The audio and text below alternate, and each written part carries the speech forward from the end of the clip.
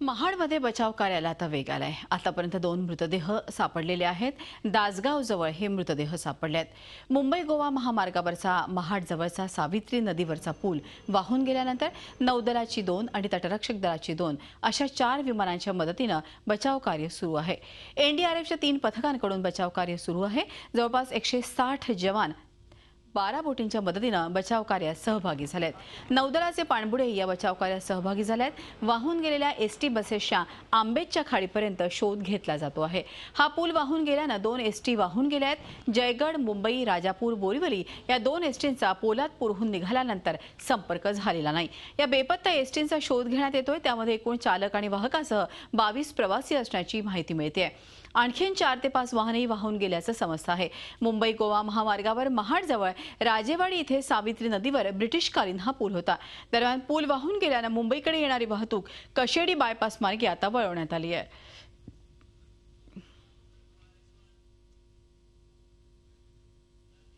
काळ नदी काळ नदी आहे ती रायगडच्या पायथ्यापासून ते आजची शिवतरगळे, गोटवडी, पिंपळवाडी किल्ल्यापासूनचा संपूर्ण तो पाण्याचा स्रोत असा या 2 नद्यांचा संगम इथं झाला 300 मीटरच्या पुढे।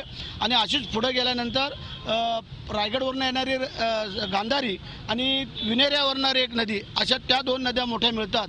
अशा 4 नद्या पुढे महाडच्या पुढे जाऊन मिळतात आणि त्यामुळे पाण्याचा फ्लो वाढला आणि त्याच्यामुळे जे काही शोध कार्य त्याच्यामध्ये अडथळा निर्माण होतोय। नक्कीच आम्हाला माहिती आहे की आत्तापर्यंत ज्या बॉड्या आमच्या जे काही लोक वाहिल्यानंतर जे काही जातात ते दासगावच्या आसपास मिळतात आणि त्याच्याही पुढे गेल्या तर मग आंबेच्या खाडीला जर कुठं आजूबाजूला लागलेत तर आता या गाड्यांमध्ये असल्यामुळे पॅक गाड्या जर मोटरसायकल असल्यात तर तो पार्ट वेगळा आहे। परंतु एसटीच्या पावसामुळे काचा बंद असतील, दरवाजे बंद असतील, सगळेच जर बंद असेल तर त्या बॉड्या कशा काय बाहेर जातील हा एक प्रश्न आहे। आणि दुसऱ्या ज्या 4 व्हीलरच्या गाड्या आहेत त्या 4 व्हीलरच्या गाड्या पण आता तुम्हाला माहिती आहे सगळं ऑटोमेशन आल्यामुळे जर त्या तर दरवाजे उघडतच नाही, काचाही उघडत नाही आहेत आणि अशामुळे ही फार मोठी अडचण झालेली आहे। आम्हालाही अडचण झालेली आहे। आता थोड्या वेळामध्ये पालकमंत्री येणार आहेत, त्यानंतर मुख्यमंत्री येण्याचा चान्सेस आहे दुपारी 3 वाजता असं म्हटलं जातं आहे। परंतु आमचं कर्तव्य आहे ते आम्ही बजावतोय आणि जास्त जे काय आता घडलेलं आहे त्याला आता सामोरं जाणं हे आमच्या सगळ्यांचं कर्तव्य। आमच्याबरोबर आलेले राजन साळवे आहेत, राजापूरचे आमदार, त्यानंतर सदानंद चव्हाण आहेत, चिपळूणचे संगमेश्वरचे आमदार आणि आम्ही स्वतः आहोत। आम्ही शासनाला सांगितलेलं आहे की बाबा जेणेकरून शोध मोहीम लवकरात लवकर व्हावी, कारण पाऊस परत वाढला जर पाणी जर मोठं आलं तर परत आपल्याला इथं अडथळा निर्माण होऊ शकतो।